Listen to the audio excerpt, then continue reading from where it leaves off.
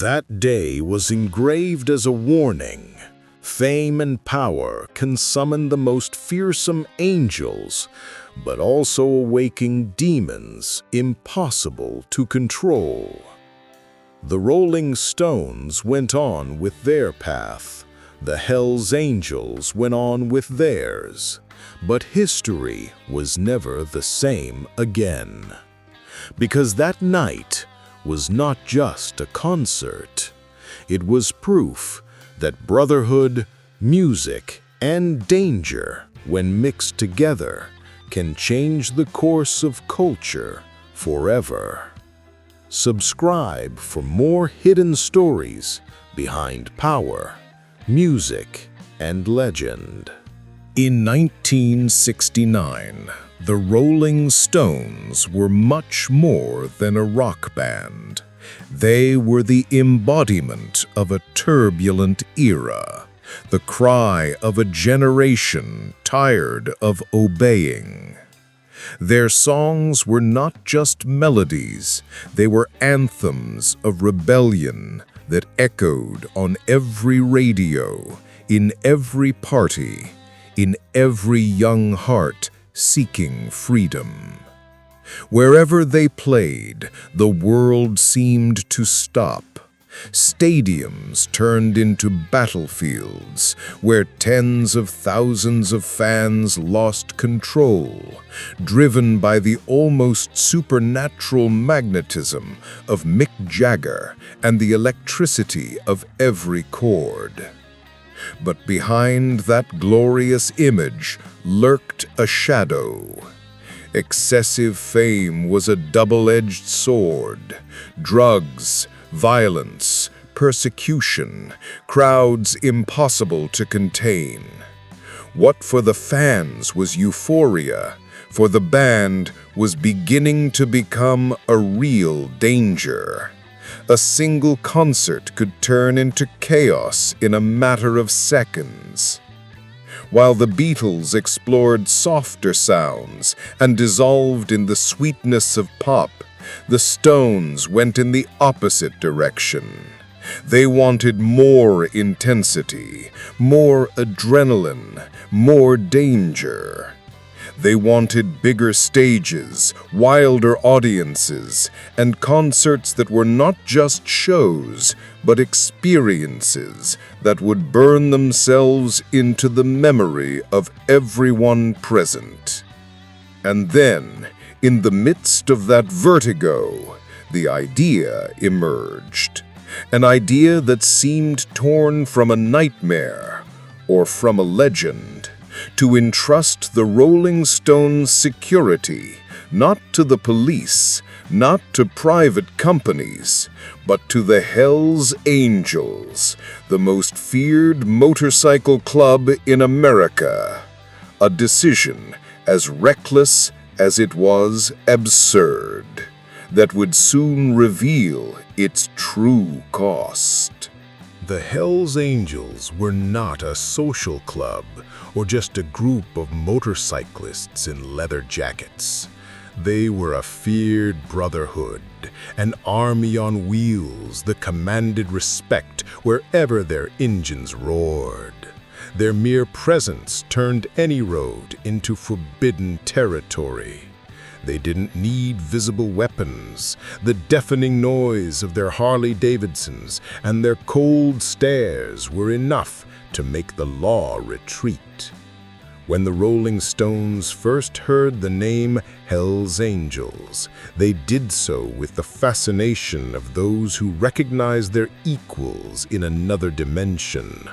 The Stones dominated the stage. The Hells Angels dominated the streets. They were two different universes, but both lived under the same rules of excess, defiance, and transgression.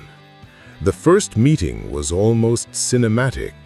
On one side, Mick Jagger and his band, surrounded by glamour, arrogance, and the overflowing energy of being the kings of rock. On the other, a group of tattooed men in patched vests, long beards, and a presence that seemed to drag with it the smell of gasoline, whiskey, and gunpowder. It was like seeing two parallel worlds colliding in the same room, the royalty of rock facing the royalty of the asphalt. The Stones were looking for something they could no longer find in the police or private security: absolute control of an increasingly chaotic audience. And the Hells Angels were looking for what they had always wanted: respect, recognition, and a place in the great narrative of counterculture. There, in the shadows of that informal negotiation, an agreement was sealed that seemed as natural as it was dangerous. There were no contracts or protocols. The pact was raw, direct, almost primitive. The Angels would guard the stage, keep the crowds at bay, and in return receive unlimited beer, access to drugs, and a seat in the Olympus of rock and roll. It was the perfect dream for both sides, at least in appearance. No one, neither the Stones nor the Hells Angels, imagined that this pact, sealed with alcohol and stares, would become a ticking time bomb. Because by uniting the fury of rock with the brutality of the bikers, the result would not be security, but a storm. December 6, 1969, Altamont Speedway, California. 500,000 souls gather in a dusty open field to witness the impossible. A free festival with the Rolling Stones as gods at the center of the altar. The air vibrates with expectation, with the roar of the crowds, with the echo of a generation that wants to recreate the magic of Woodstock, but unaware that this night would not write a hymn of peace, but an epitaph. And there they were. No police, no private security, no volunteers with armbands. In the front row, just inches from the stage, stood the Hells Angels. They did not wear fluorescent vests or carry radios on their belts. Their weapons were chains, knives hidden in boots, whiskey bottles that served both to drink and to strike. They sat on the amplifiers, leaning on the motorcycles they had parked in a circle, like a wall of iron and noise marking their territory. The bikes rumbled like thunder, even when turned off, with the weight of their mere presence. The smell of burned gasoline, sweat, and alcohol filled the air, blending with the electric guitars and the screams of a crowd torn between fascination and fear. For the attendees, seeing the Angels guarding the Stones was like witnessing an army of shadows protecting the gods of rock, a sight as powerful as it was unsettling. But euphoria soon turned into chaos. The tension in the air was so thick it could be cut with a knife, and someone did.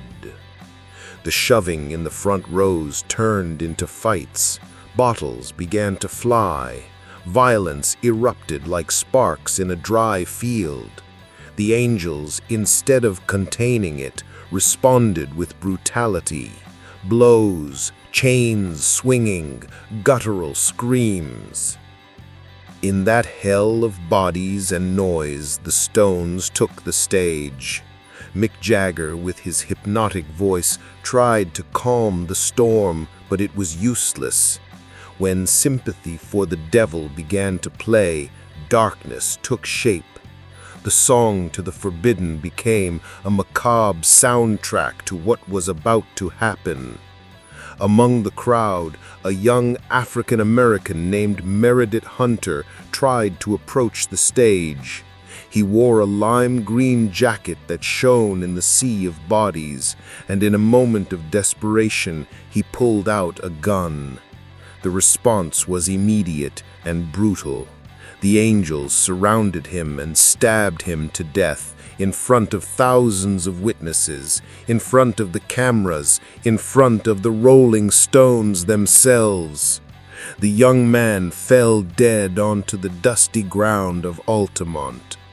What was supposed to be the Woodstock of the West Coast, the festival of love and freedom that would seal the decade, became its dark reverse. The funeral of the 1960s, the proof that the hippie dream had come to an end. That day, music was no longer celebration. It was omen. It was tragedy. The headlines the next day were drenched in tragedy. Images of chaos, of blood, of fear made their way across newspapers and television screens. The Rolling Stones, the gods of rock, suddenly found themselves accused of being involuntary accomplices in a night of violence. Their attempt to gift their fans a free concert had turned into a spectacle of death, and the shadow of guilt clung to them like smoke after a fire. For the Hells Angels, the transformation was even more dramatic. The same outlaws, once admired by some as symbols of freedom and rebellion, were now painted as ruthless villains. What had begun as a dangerous flirtation with counterculture glory ended in infamy, their names forever tied to a killing carried out in plain sight of 500,000 witnesses. The press gave it a name that would echo for decades. The day the hippie dream died. Altamont was supposed to be the mirror of Woodstock, a celebration of love, peace, and unity. Instead, it became its dark reflection, a reminder that chaos always lurks beneath the surface of utopia. From that moment on, Altamont was no longer just a concert. It was a myth, sealed in blood and amplified through every headline. It became the symbol of an era's end, the proof that music, fame, and rebellion could no longer be separated from violence and consequence. Forever remembered as the night when music and brutality walked hand in hand on the same stage. In the heart of the 1960s, when rock had become a religion and the Rolling Stones were its gods, something unthinkable happened. The biggest band on the planet entrusted their security not to the police, but to the Hells Angels, the most feared motorcycle club in the United States. That decision would change the history of rock forever.